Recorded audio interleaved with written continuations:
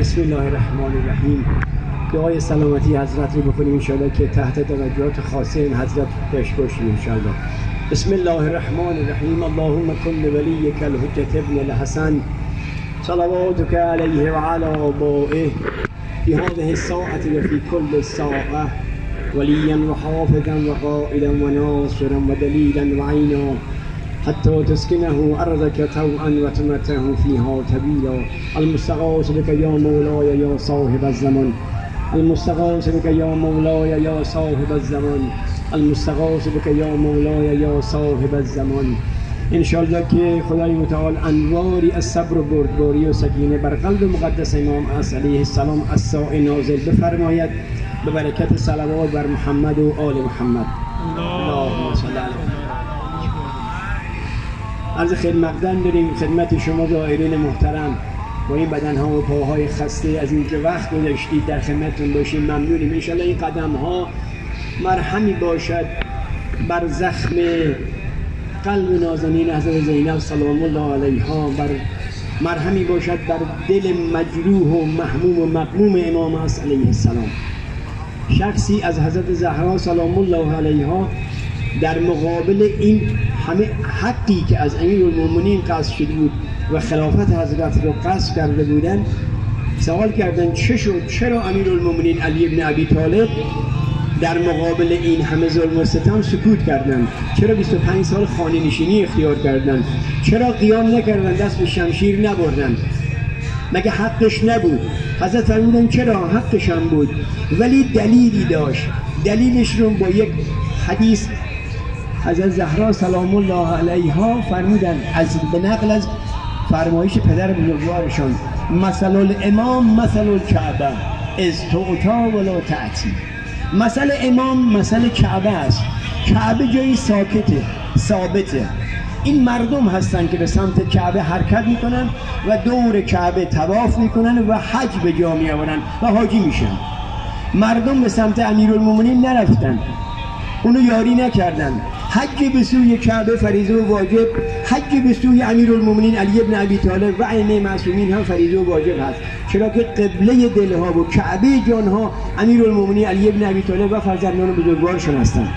لذا مردم یاری نکردن، نتیجهش 25 سال خانه نشینی، سکوت اختیار کردن، حق حضرت رو به یغما بردن. حضرت یاوری نداشتن، همراهی نکردن مردم باعث شد که سکوت کنن و دست به شمشیر نبرن. آیا تمام شد؟ 25 سال خانه نشینی تمام شد، مردم یاری نکردن، یاوری نداشتن، چه فاجعه‌ای با بار آورد؟ در خانه حضرت زهرا امیرالمومنین حمله ور شدن. دشمن خواست اینا رو نابود کنه، یک جا با اهلش نه تنها در خانه رو آتش زدن، خدا لعنتشون کنه، خانه با اهلش رو آتش زدن. از اینا نسلی نمونه، کینه و دشمنی. یاری نکردن، مثلا امام رو جدی نگرفتن، امام معصوم رو تنها گذاشتن، حجت خدا رو تنها گذاشتن، یاری نکردن. لذا نتیجهش این شد که اون مصیبت رو به بار بیارن، حضرت زهرای مظلومه و محسن 6 ماهش رو به شهادت برسونن. ببینید امروز هم امام عصر علیه السلام، شما همه ائمه معصومون، این شأن در مورد همه ائمه معصومون صدق خواهد کرد. امام معصوم حجت خداست، باید مردم به سمتش برن. امام حسن مجتبی همین جور ببینید یک به یک مردم یاری نکردن، دور امام رو احاطه نکردن، دشمن از هر طرف ائمه معصومین حمله ور شدن. و امروز آقا امیرالمومنین علی ابن ابی طالب القابی که برای آقا صاحب زمان به کار میبرن ببینید فقط مختص امام است. صاحب هذا الامر هو الشرید الطرید الفرید الوحید. امام عصر علیه السلام رو اینگونه معرفی میکنن: امام عصر صاحب امر طرید هستند، طرد شده از جامعه شیعه هستند، یکی و تنها هستند، بی کس و بی یاور هستند. لذا میبینیم برای چه این همه غیبت؟ به این دلیل چون مردم یاری نکردن. نباید غیبت اینقدر طولانی میشد. ما بهترین فرصت استثنایی، این فرصت طلایی رو داریم، باید غنیمت بشماریم. به هر قدمی که برمیداریم، هر نفسی که میزنیم به تپ بیاد امام عصر علیه السلام. شما ببینید اصلا سید الشهدا برای چه خروج کردن؟ و انما خرجت لطلب الاصلاح فی امت جد، برای اصلاح امر امتم، برای احیای امر معروف. اريد ان امر بالمعروف و انهی عن المنکر. برای امر به معروف من خروج کردم. امر به معروف مگه فقط نماز بود؟ خب اونا که نماز خون بودن، لشکر امام اسد نماز میخوندن، روزه میگرفتن، قاری قرآن بودن، حج به جا آورده بودن. پس برای چی خروج کردن؟ برای امر به معروف، امر به این همه اینایی که گفتیم، نه امر به ولایت. در خطبه قدیری که 3 شبانه روز پیامبر خدا در حضور 120,000 جمعیت اون خطبه قرار رو ایراد نمودن، فرمودن الا و ان رأس الامر بالمعروف ولایت علی بن ابی طالب. در خطبه قدیر ائمه معصومین یک به یک همه رو معرفی کردن. اول آنها امیرالمومنین علی بن ابی طالب و آخرشون امام عصر علیه السلام. آقا صاحب زمان 8 فراز در مورد امام عصر علیه السلام هست. ببینید امام زمان رو هم معرفی کردن، ندا دادن که امروز در پس پرده غیبت خواهند بود، شما رو باید یاریش کنید، مثلا امام رو جدی بگیریم. یه جا اونجا ببینید سروران گرامی، اونجا دست امیرالمومنین علی بن ابی طالب رو بالا بردن و بیعت کردن، مردم معرفی کردن به مردم، یک به یک قبول کردن، ولی بعد بیعت شکستن، دور امام رو خالی گذاشتن. اونجا دست امیرالمومنین بالا رفت، بیعت نکردن و امام رو تنها گذاشتن. در کربلا سر سید الشهدا رو بالای نیزه بردن، اصحاب سید الشهدا رو به شهادت رساندن. چرا؟ چون یاری نکردیم. ببینید همراهی نکردن امام معصوم این تبعات رو به بار خواهد آورد. اشک و سوز و آه داریم برای سید الشهدا، همین واقعیتش هم همین هست، باید هم همینطور باشه. ان لقتل الحسین حرارت فی قلوب المؤمنین. شهادت سید الشهدا حرارتی است، سوز و گدازی است که تو دل مؤمنین هست. این قلب ها وقتی نام سید الشهدا، نام کربلا رو میشنوی، این دل میخواد از جا در بیاد. دوست داری اشک و آه و شبانه روز اشک بریزی براش، دلت میشکنه ای کاش ما بودیم. الان آمدی برای آرامش قلب سید الشهدا، برای آرامش دل حضرت زینب، برای آقا رسول الله، حضرت زهرا، امیرالمومنین، همه معصومین، برای آرامش قلب، تسکین قلب این بزرگواران آمدید. ولی ببینیم چه چیزی باعث آرامش قلب سید الشهدا و ائمه معصومین خواهد بود. خود حضرت فرمودن والله لا یسکن دمی حتی یبعث الله المهدی. به خدا قسم آی مردم، آی شیعیان، آی محبین من، آی دل سوخته های من، قلب من سید الشهدا آرام نخواهد شد، خون من از جوشش نخواهد ایستاد. تا کی؟ تا آن زمانی که فرج فرزندم مهدی علیه السلام محقق بشه و اون به دعای من شماست،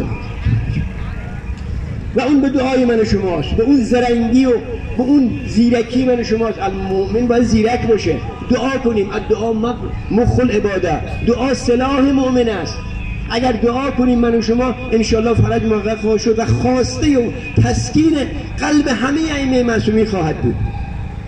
اگر دعا کنیم و فرج محقق بشه، انتقامی عین طالب بدم المقتول به کربلا، مگه لحظه شماری نمی‌کنن؟ خود سید الشهدا لحظه شماری می‌کنن برای انتقام گرفتن خون خودش و اصحاب بزرگوارش. پس بخوایم از این فرصت طلایی استفاده کنیم، هر نفسی که میزنیم، هر قدمی که برمی‌داریم با ذکر و یاد امام عصر علیه السلام باشه انشاءالله. تو این 40 اجتماع بزرگ جهانی خیلی آرزوشون این بود، خیلی لحظه شماری میکردن، از سالهای قبل قسمت روزیشون نشد، تا امسال قسمت روزی من و شما شده. اون دل سوختی که تو دل ما بود و قلب ما بود اینجا دارد محقق میشه. آرزو این بود. حالا آمدی چی میخوای از خدا؟ برای فرج دعا کنید. آقا دعا کنیم. دعا سلاح مؤمن است. دعا کردن اثر داره. امام صادق علیه السلام فرمودن یصلح الله امره فی لیلة الواحده، یعنی یک شب امر فرج امضا خواهد شد اگر خاضعانه و خاشعانه بخوایم از خدای متعال. بهترین موقع دعا، بهترین زمان استجابت دعا زیر بقیه سید الشهدا است. یه دعای مستجاب انشاءالله، خیلی دعا، یه دعاش که حداقل استجاب میشه و اونو نظر و خرج فرج امام زمان علیه السلام کنیم. قوم بنی اسرائیل یه شاهد قرآنی بیاریم برای استجابت دعا. دعا اثر داره. قوم بنی اسرائیل وقتی گرفتار ظلم ستم فرعونیان شدن 40 شبانه روز به بیابانها رفتن. ما که بهترین زمان و مکان داریم. اونا زجه زدن، اشک و آه و ناله ریختن تا خداوند فرج منجی رو محقق کرد. حضرت موسی علی نبینا و آله و علیه السلام رو به نجات اونها فرستاد. غیبتی که مقرر کرد خداوند 400 سال طول باید بکشه، ولی به دعای مردم اون زمان امام زمانشون منجی و شریعت حضرت موسی علی نبینا و آله و علیه السلام رو 170 سال بخشید. ولی غیبت امام عصر علیه السلام که مشخص نبود. چرا باید اینقدر طولانی بشه 1100 سال؟ عدم حمایت و دفاع و پیروی نکردن من و شما، عدم شناخت. من مات ولم یعرف امام زمانه مات میتة جاهلیه. اگر کسی بمیرد و امام زمانش را نشناسد به مرگ جاهلیت مرده است. خاصه عامه این روایت رو از فرمایش پیامبر خدا نقل کردن. شناخت امام معصوم خیلی مهم است، انسان رو به سرسعادت خواهد رساند. نداشتن شناخت، یاری نکردن، امام رو تنها گذاشتن، اون واقعه کربلا به بار آمد که هر کس به هر طریقی دور امام رو احاطه کرد. هر جور هر کس هر تونست بر اهل بیت پیغمبر تاختن، با شمشیر و با نیزه، و اونم که چیزی نداشت دامنا رو پر از سنگ کردن. شما بهتر از من میدونید. و اون پیرمردها به خاطر بغضی که به امیرالمومنین علی بن ابی طالب داشتن، بغضا لابیک، با عصا سر پیغمبر اهل بیت پیغمبر کوبیدن. چرا؟ چون یاری نکردن، ندای حد من ناصر ینصرنی رو لبیک نگفتن. شیطان نمیذاره دعا کنیم. دعا استجابتش حقیقی است، انشاءالله واقعی است. خود آقا صاحب زمان فرمودن دیگه، و اکثر دعا به تعجیل الفرج فإن ذلک فرجکم. برای فرج من مهدی زیاد دعا کنید. این کثرت دعا ارتباط است، محبت آمیز است، قطع و یقین اثر خواهد داشت. خودشون فهمیدن صبح و شام منتظر ظهور باشین. چرا غیبت طولانی شد؟ چون دعا نکردیم. از این فرصت استفاده کنیم انشاءالله. یک ارتباط تنگاتنگ و محبت آمیزی بین سید الشهدا علیه السلام و آقا صاحب زمان است. حضرت سید الشهدا فرمودن قلب من آرام نخواهد گرفت و تسکین پیدا نخواهد کرد، خون من جوشش نمی‌ایستد تا زمانی که فرج فرزندم محقق بشه با دعای من و شما.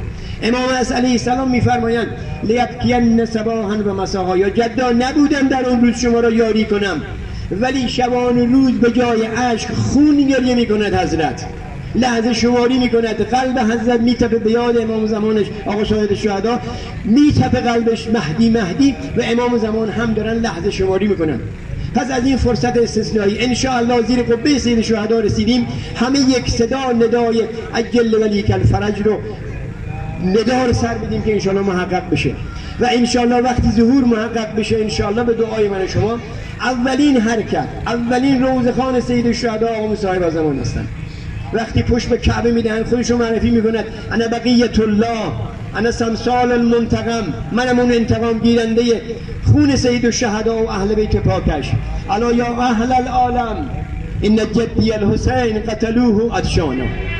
ای مردم، ای شیعیان، ای محبین دل سوخته ها، من فرزند همون حسین ابن علی هستم که بین دو نهر آب با لب تشنه سر از بدن جدا کردن، به 6 ماهی او رحم نکردن، به جوان علی اکبر او رحم نکردن، از یک جرعه آب هم مضایقه کردن و با اون مصیبت عظما رو به بار آوردن.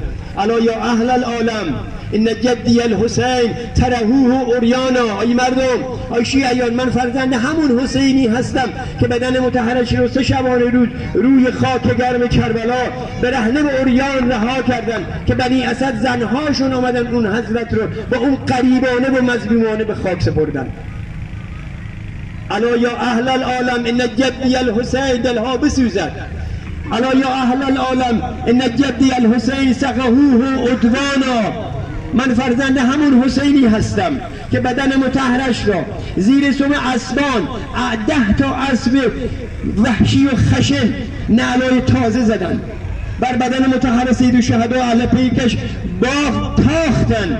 چرا؟ چون اثری از اینا نمونه، تکه تکه استخوان‌های بدن اینها را رحم نکردن. موقعش نیست. انشاءالله برسه دعا کنیم برای فرج که انشاءالله محقق بشه، روزخوان اصلی سید الشهدا آقا صاحب زمان باشن، روزه وداع بخونن، روزه آتش برای من شما بخونن، تا اونجا در مقابل خود آقا صاحب زمان اشک بریزیم. عصر است و موقع استجابت دعا. یا حمید به حق محمد عجل ولیک الفرج، یا عالی به حق علی ابن ابی طالب عجل ولیک الفرج، یا فاطر به حق فاطمه عجل ولیک الفرج، یا محسن به حق الحسن عجل ولیک الفرج، یا قدیم الاحسان به حق حسین ابن علی سید الشهداء عجل ولیک الفرج. جهت تعجیل در فرجش صلوات بفرستید. اللهم صل علی محمد.